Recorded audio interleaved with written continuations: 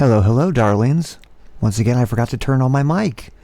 I guess we're making a tradition of that. Well, welcome to this week's episode of Here Comes the News.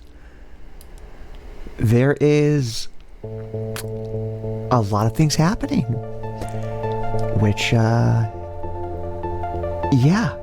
to give you an idea of what I mean by a lot of things happening, about 15 minutes ago on Blue Sky, the city of Minneapolis just posted, "We are aware of reports of a shooting involving federal law enforcement in North Minneapolis.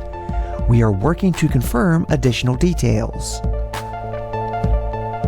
Now, this could be the usual weasel language, where when they say involving federal agents, they mean the federal agents did it, or it could be an expected escalation. Who can tell? Speaking of Minneapolis,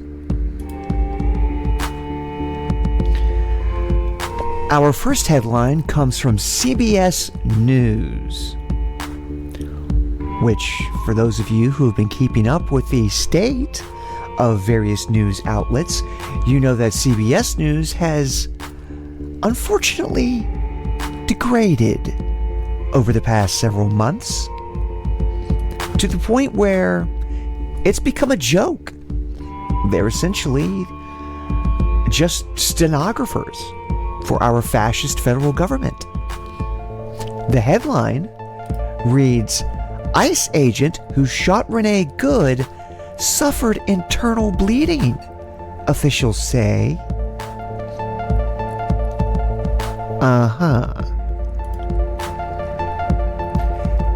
It was unclear how extensive the bleeding was. The Department of Homeland Security confirmed Ross's injury, but has not yet responded to CBS News' request for more information. This story will be updated as we learn more. Ross has not returned to work, one source said, but did not say why. If I scroll down in the article to the very bottom, U.S. Border Patrol Commander Gregory Bavino told CBS News in an interview Sunday that Ross has had several threats against his life, adding, "He's in a safe location. He's recovering from those injuries, and we're thankful he's recovering." I'm certain that by now, all of you lovely viewers and listeners have seen the videos, including the one that was filmed by the ICE agent, Jonathan Ross, who shot Renee Good. And in that video, you can see that he never hit the ground. He was never hit by the vehicle. And in other videos, we see him calmly holster his weapon, walk back to his personal vehicle, and drive away. So, I think we can safely say that CBS News is, bullshit. Speaking of things that are bullshit, Renee Good hasn't been the only casualty by ICE. This is from CaloNews.com. Black and Latino organizers in LA demand justice for Keith Porter, the black man shot by an off-duty ICE officer on New Year's Eve.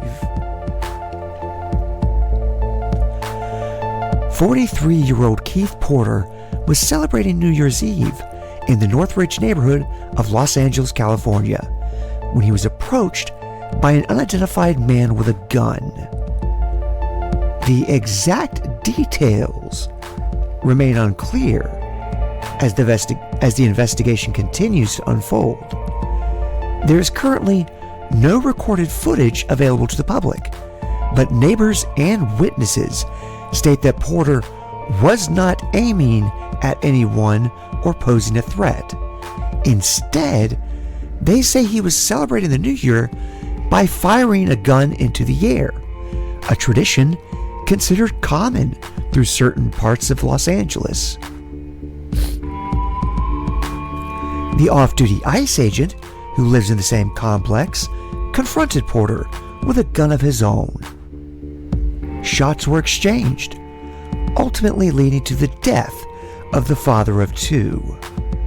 Porter's family is now demanding answers in an event they believe should not have happened. And I agree with them. It shouldn't have happened.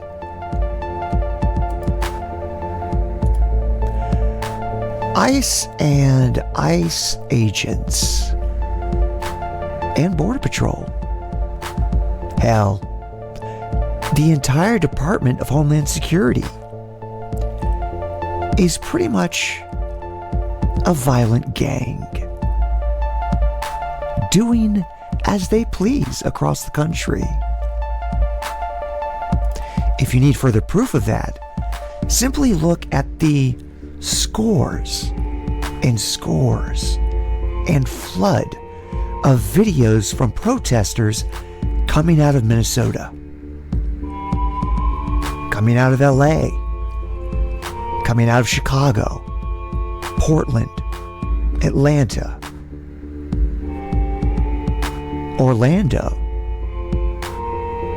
pretty much across the country. This is from nprnews.org. I was flooded with fear. Minnesotans described their encounters with ICE and with being detained. Two Minneapolis legal observers were detained for 8 hours. On Sunday, Patty O'Keefe and Brandon Seguinza, I apologize if I'm mispronouncing that, were alerted to an ICE sighting in their neighborhood. Allegedly, agents were pepper spraying observers. O'Keefe and Seguinza headed over to help. In their observer training, they had been told that ICE is less likely to use force the more people there are.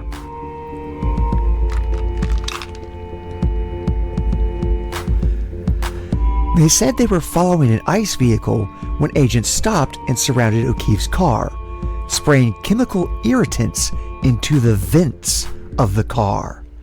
They smashed the windows and then arrested them. The first thing I told the agent is that I had my passport in my coat pocket as he was handcuffing me. He brought me into an unmarked SUV and sat me down without buckling and ripped the whistle off my neck and said, "I'm gonna be needing this later," Seguinza said. O'Keefe was put into another vehicle with 3 agents. She says they started taunting and mocking her and called her ugly. The ICE agent, who had pepper sprayed into the vents of my car, said, "You guys gotta stop obstructing us. That's why that lesbian bitch is dead."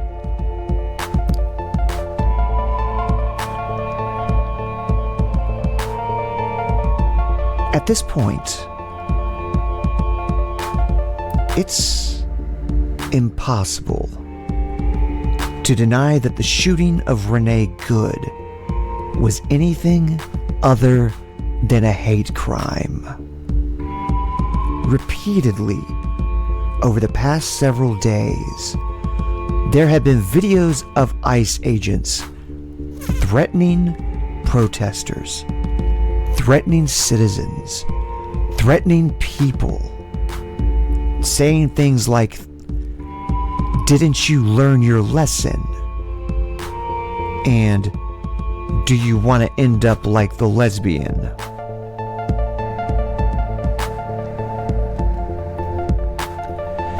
An Uber driver in Minneapolis, Ahmed bin Hassan, was parked at the Minneapolis-St. Paul International Airport. Border Patrol agents came up to his car.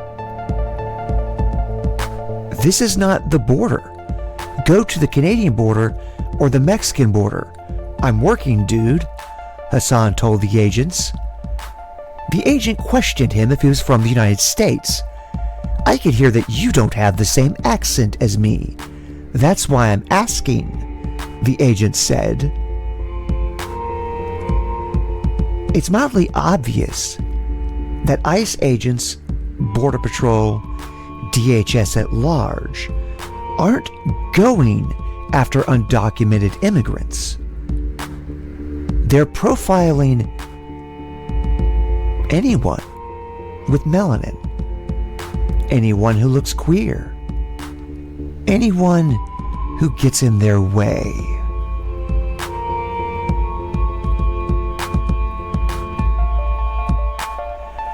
On January 6, Alexis Greaves was driving herself, her child, and a neighbor's child to school when she was pulled over on Lake Street by ICE agents. She saw 3 cars behind her with flashing lights. Pedestrians began to stop and pulled out their phones to record. Greaves wasn't sure what was happening. She asked a woman on the street if the officers were ICE, and she said yes, and told Greaves she would stay with her and monitor the situation. She stayed at a distance, which was smart, but she just took 2 steps closer, made eye contact with me, and just spoke in a way that reassured me and let me know I wasn't alone, and my job was to protect the children in the car, Greaves said. An agent went to the passenger side back seat where her neighbor's kid was sitting, a 10th grader who was African American. According to Greaves, the agent peered in the window at the teenager. Greaves asked if there was a problem, but the agent stayed silent. Then they left. This is intimidation. This is threats. This is the actions of a violent gang.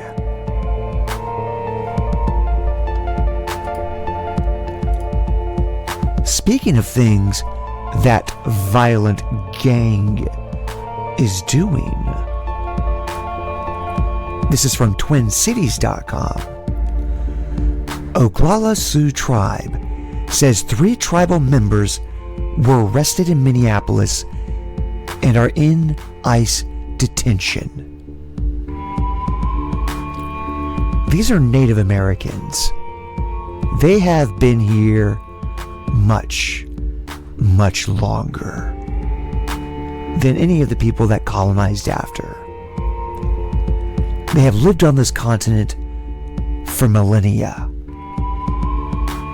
This isn't a matter of them being undocumented immigrants. They're from here. They're more from here than the ICE agents are.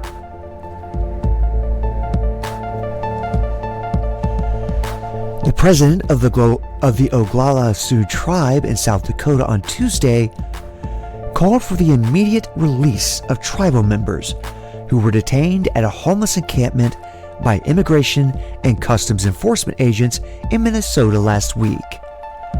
3 of the 4 Oglala Sioux Tribe members who were arrested in Minneapolis on Friday have been transferred to an ICE facility at Fort Snelling. President Frank Starr Comes Out said in a statement released with a memorandum sent to federal immigration authorities.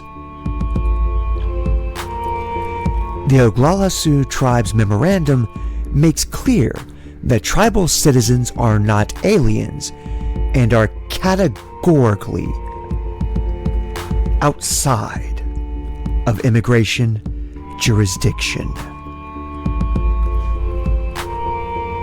Enrolled tribal members are citizens of the United States by statute and citizens of the Oglala Sioux Nation by treaty. Starr Comes Out said,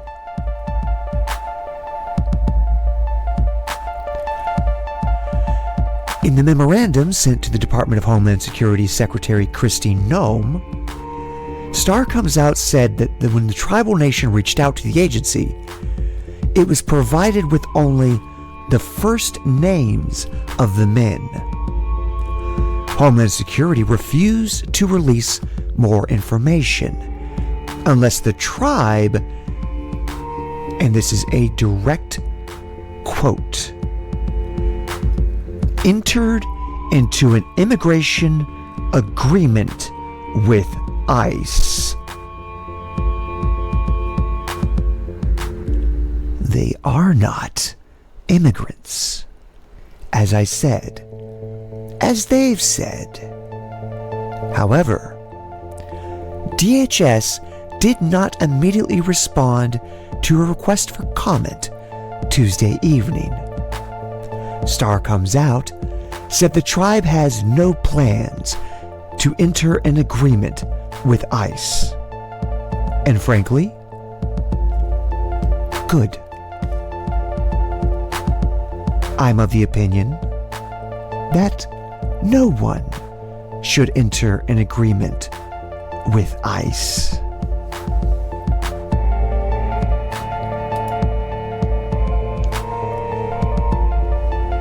This is from ChicagoTribune.com.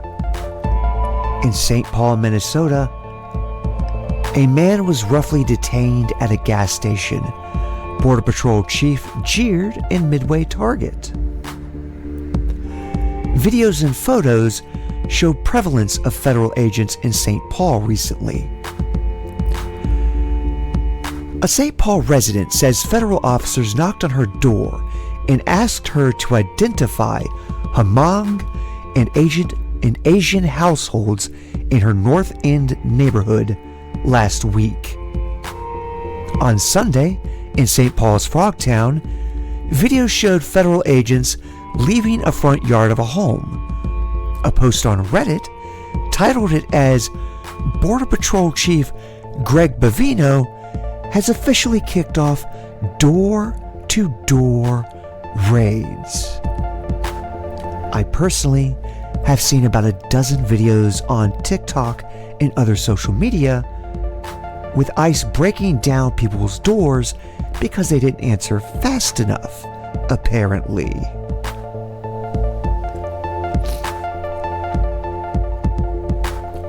Homeland Security Secretary Kristi Noem told Fox News Sunday that the administration would send additional federal troops to Minnesota to protect immigration officers and continue enforcement. I'd like to point out, they keep using that word, enforcement, implying they are enforcing the law. However, they keep attacking people who are citizens, immigrants with papers, natural-born citizens, and naturalized citizens, Native Americans. Border Patrol and ICE do not have the legal authority to arrest anyone other than undocumented immigrants. This isn't the law they're enforcing.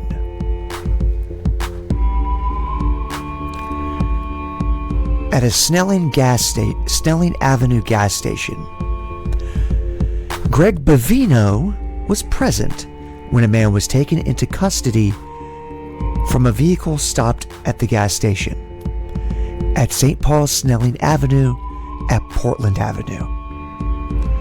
I've seen the video. 4 ICE agents put their knees upon that man while he was on the ground and then they dragged his limp body away.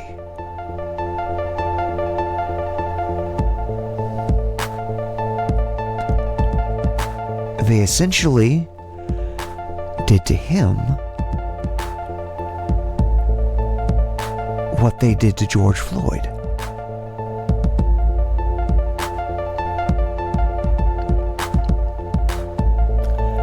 Information about the man and his condition wasn't made available Monday. As far as I know, as far as I've been able to research, no one knows what happened to him.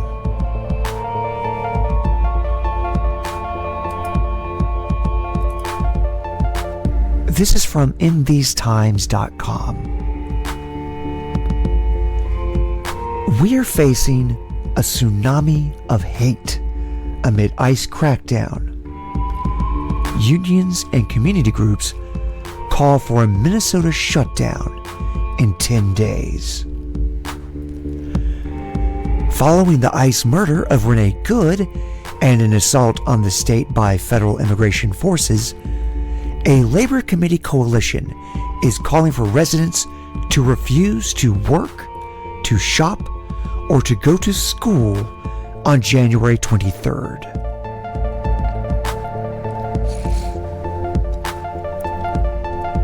We are facing a tsunami of hate from our own federal government.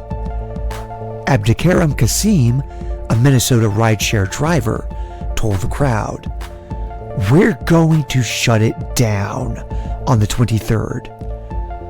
We're going to overcome this."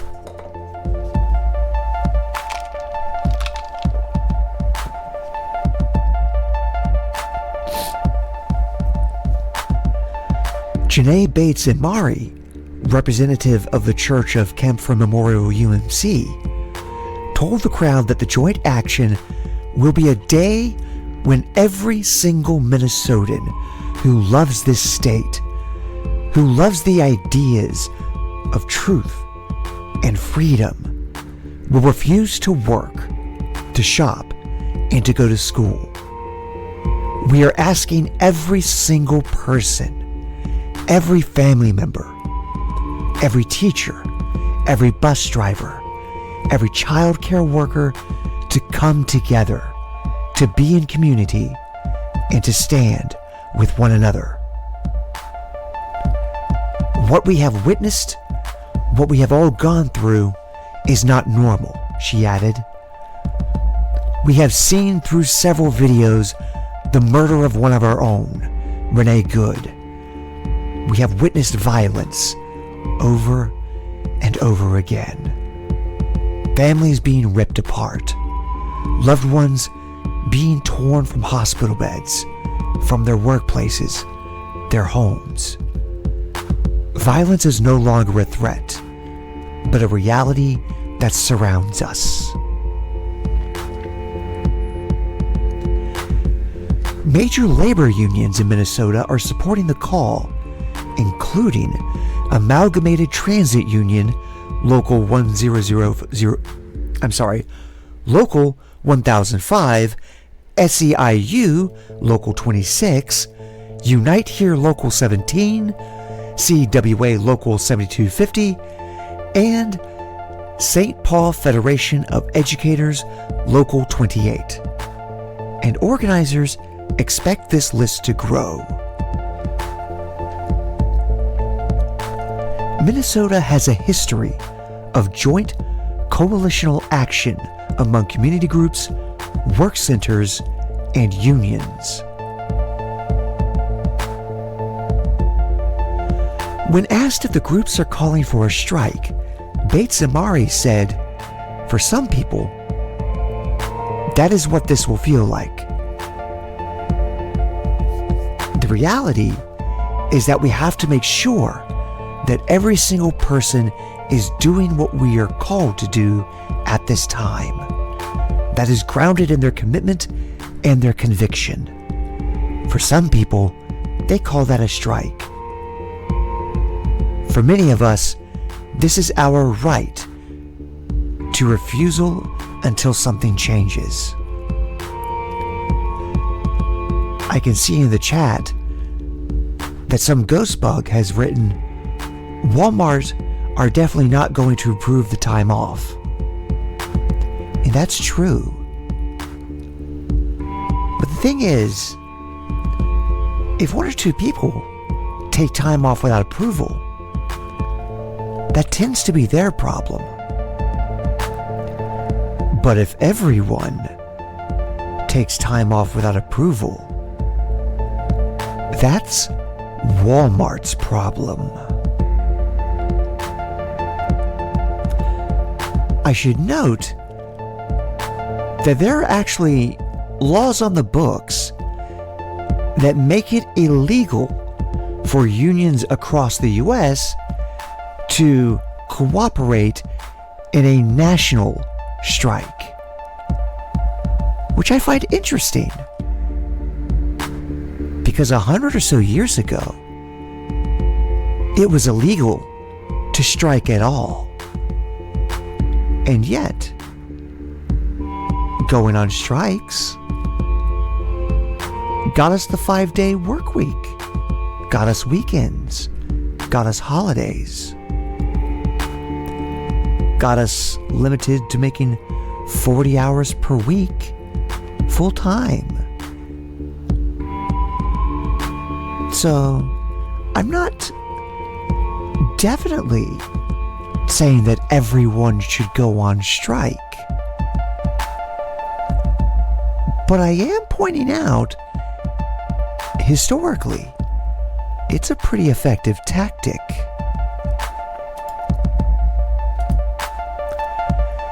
This is from the LATimes.com.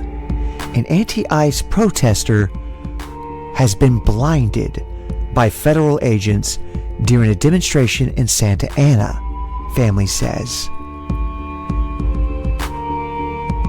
A young protester narrowly avoided being killed, but was left permanently blind after a Department of Homeland Security agent fired a non-lethal round at close range during a Santa Ana protest last week, according to the family of the victim. Jerry Rees said her 21-year-old nephew, Caden Rumler, underwent 6 hours of surgery, and that doctors found shards of plastic, glass, and metal embedded in his eyes and around his face, including metal lodged 7 millimeters from a carotid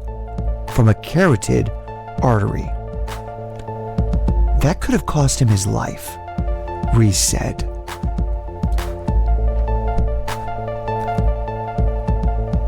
She said doctors did not want to remove the shrapnel near the artery out of fear that it could kill him. She said her nephew also suffered a fractured skull around his eyes and nose, and that doctors have said he's permanently lost the vision in his left eye. She said the Homeland Security agent was a few feet from her nephew when he fired the weapon. Several videos of Friday's instrument have been shared on social media. One video shows demonstrators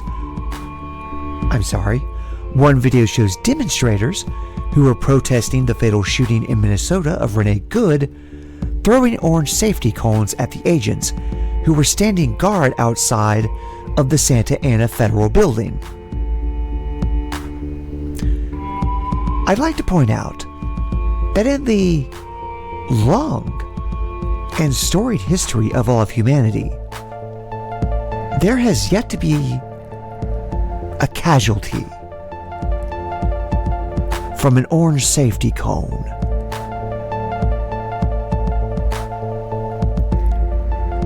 And yet, federal agents decided to react with unnecessary force. I would be remiss if I did not mention We have seen this before. We have seen this exact violence before. We have seen these tactics before. Do you not remember the George Floyd protests of 2020?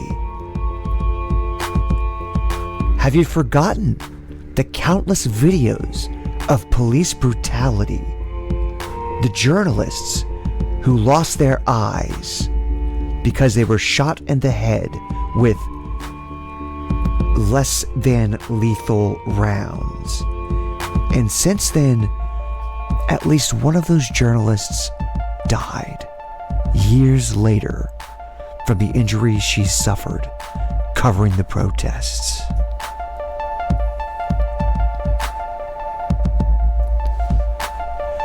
The video shows Rumler dropping to the ground after being shot, holding his face as the crowd retreats. The same agent then drags him by the hood of his jacket.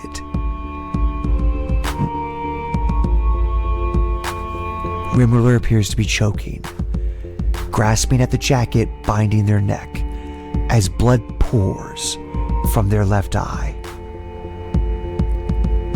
Another video shows Rumler inside the building, lying on the ground bleeding, while agents fire what appear to be pepper balls at the back of the head and neck of a man trying to record the incident on his cell phone.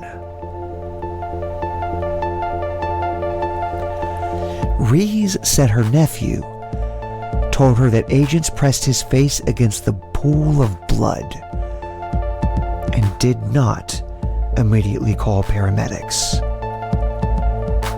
The other officers were mocking him, saying, "You're going to lose your eye," she said, recalling what her nephew told her.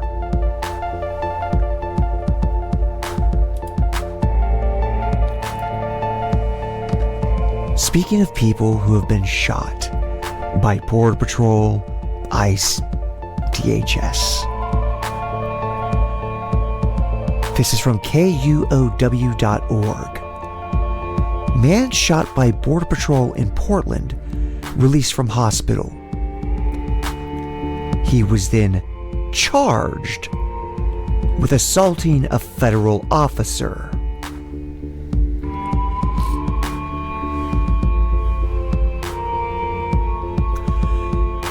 The U.S. Department of Justice charged Luis David Nino Moncada for aggravated assault on a federal officer with a deadly or dangerous weapon and depredation of federal property. He's set to appear in federal court on Monday afternoon. His attorney declined to comment.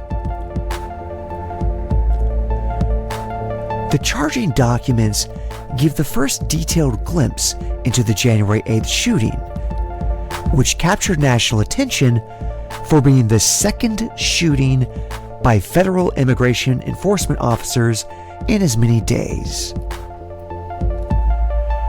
A U.S. Immigration and Customs Enforcement agent shot and killed a U.S. citizen in Minneapolis the day prior. Not so gentle reminder, that agent's name was Jonathan Ross, and the person he killed was Renee Good. I want everyone to say Jonathan Ross's name when they talk about that brutal murder. After all, various news outlets have had no problem correlating Luigi Mangioni's name with the shooting of the United Healthcare CEO. And arguably, the evidence tying him to that incident are specious at best.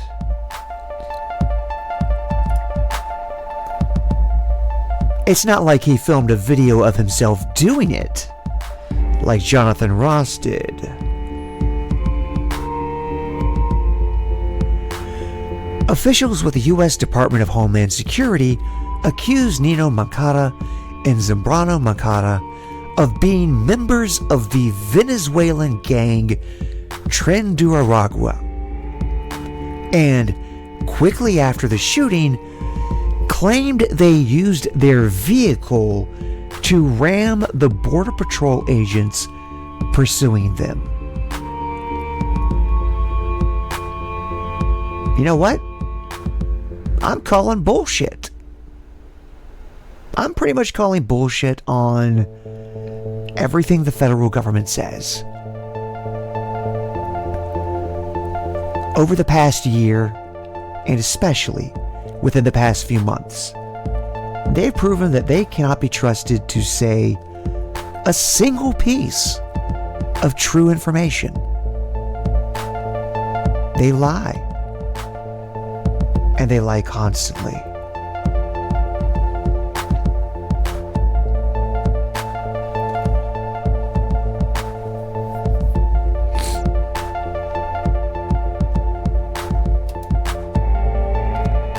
Our next headline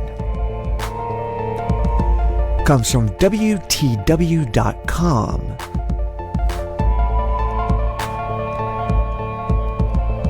President Donald J. Trump,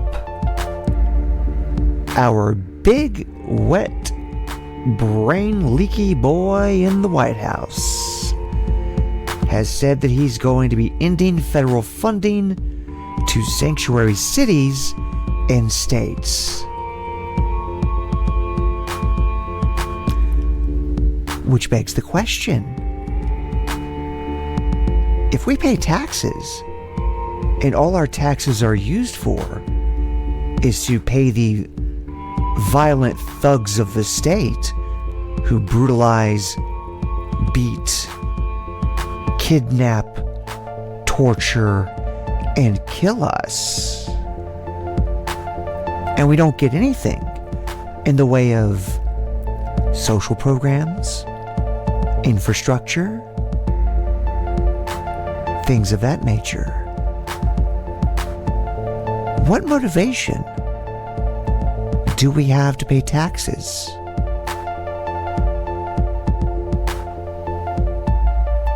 I'm just asking questions.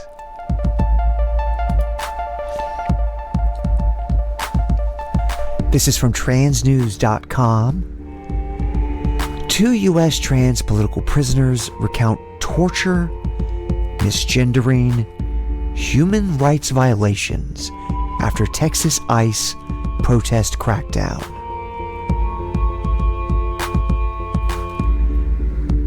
Real quick in the chat, some Ghostbug has written, "Your taxes are funding your debts," and I'm inclined to agree.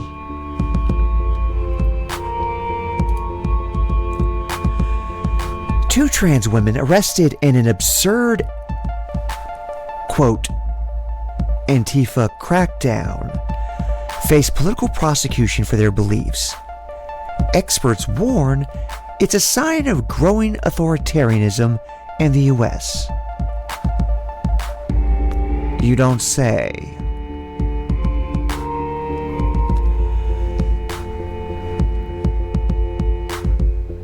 Last year's July 4th began as an eventful, if typical, day in the small town of Alvarado, Texas. While the Dallas Exurb held a 2-day-long Independence Day celebration, few seemed to acknowledge that within their town's borders, hundreds of immigrants are held in horrific conditions in an ICE detention center. This complacency is something that Megan Morris, alongside 17 other activists, aimed to disrupt by holding a peaceful protest outside the detention center's walls. However, the night quickly went awry when a local cop was shot in the neck. all levels of government quickly politicized the shooting as an Antifa terrorist conspiracy and aggressively launched a campaign of repression and propaganda against protesters who, according to their own statements, and even plenty of the government's own scanty evidence, had no plans for violence.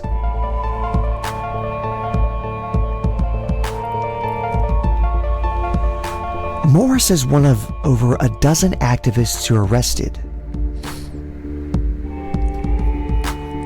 Again, with allegations of a terrorist conspiracy to attack the facility, which, again, there's no reason to believe what the federal government says.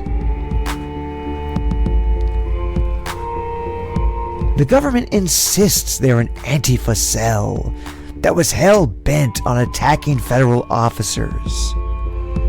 According to The Intercept, an FBI official was not even able to say with certainty whether the police officer in question shot first. Seems like the sort of detail one might need for any credible investigation.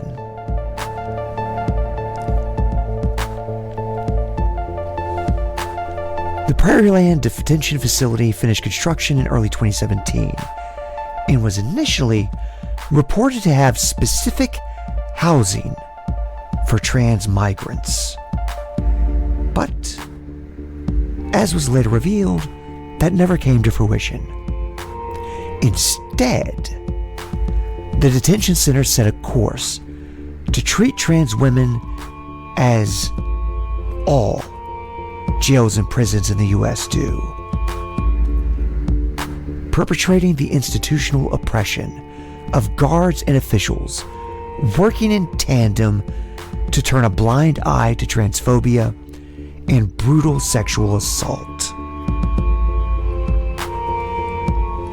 Meanwhile, many Alvarado residents only saw the facility as a way to get new jobs and bolster their local economy. We have a word for that. It's class traders. Violations of human rights quickly and predictably became routine after Prairieland's opening in 2017. Just 1 year into operations, ICE covered up the death of an Armenian immigrant at the facility, only revealing it 5 years later in an investigation by PRISM. In early 2020, a Guatemalan immigrant died from a treatable medical condition just 1 month after being transferred to Prairieland.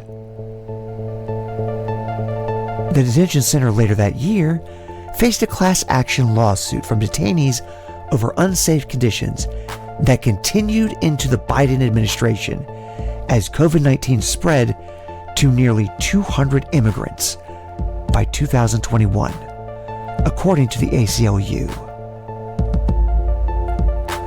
In a separate investigation, Texas Attorney General Ken Paxton ruled that the facility was legally allowed to withhold some unknown materials from a State Freedom of Information Act request.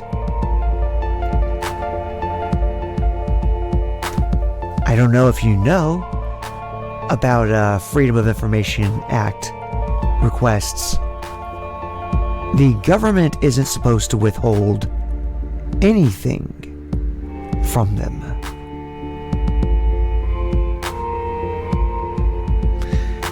I'm going to go ahead and move on.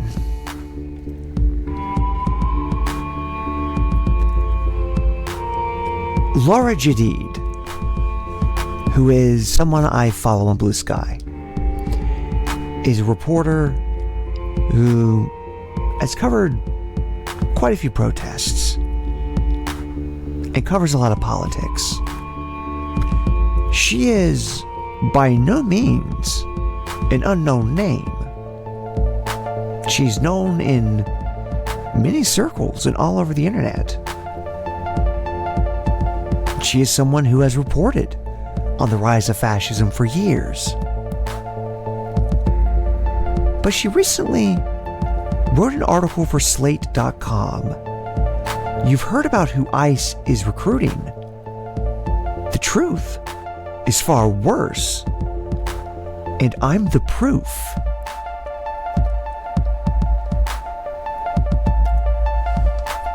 The plan was never to become an ICE agent. The plan, when I went into the Immigration and Customs Enforcement Career Expo in Texas last August, was to learn what it was like to apply to be an ICE agent. Who wouldn't be curious?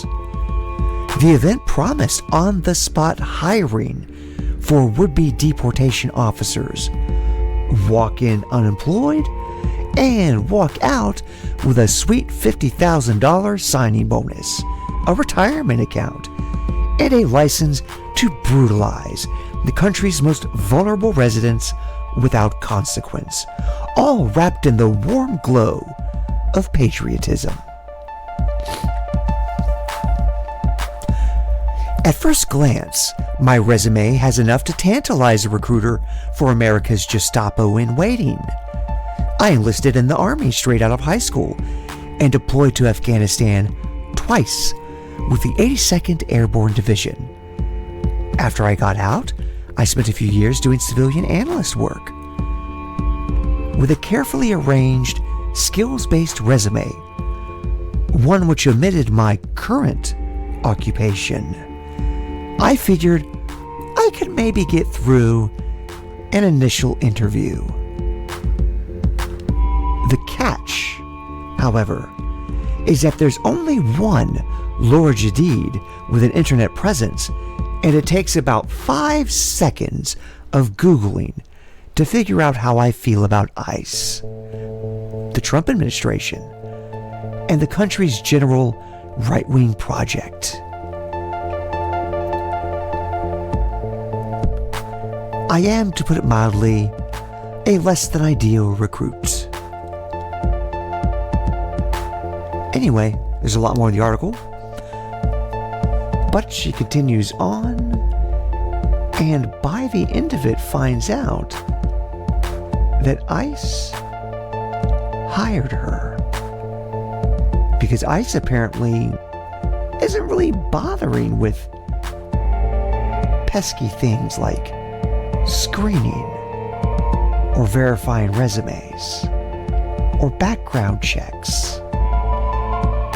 They're pretty much trying to stuff the Gestapo to the gills with bigoted little power-tripping class traitors. Which explains a lot of what has been going on nationwide, with ICE agents acting like they have little to no training at all. And, according to an internal memo that was leaked just last week,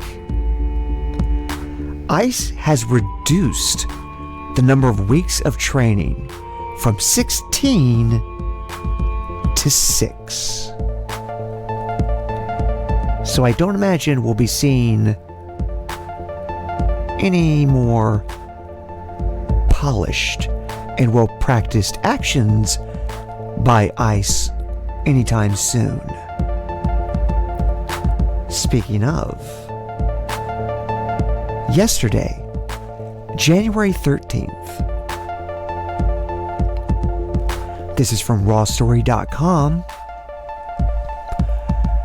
whistleblower drops the largest ever ICE leak to unmask agents.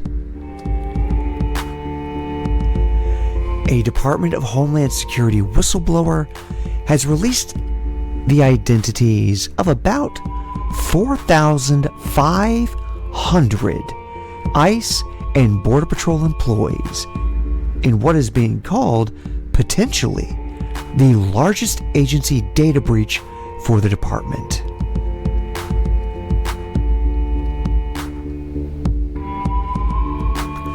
Information included in the new leak is 1,800 on-the-ground agents, 150 supervisors. Early analysis by the organization suggests that around 80% of the staff identified remain employed by DHS.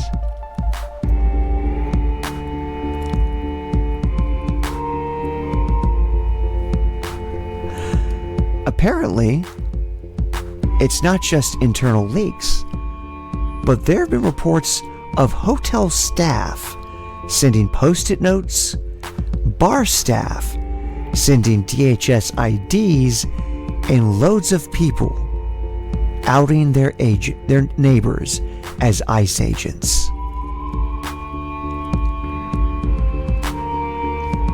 It's quite obvious that no one likes them except bigoted fascists, and everyone else hates them and the bigoted fascists who help them. So, as things continue to ramp up, as Stevie and I had said in our last episode,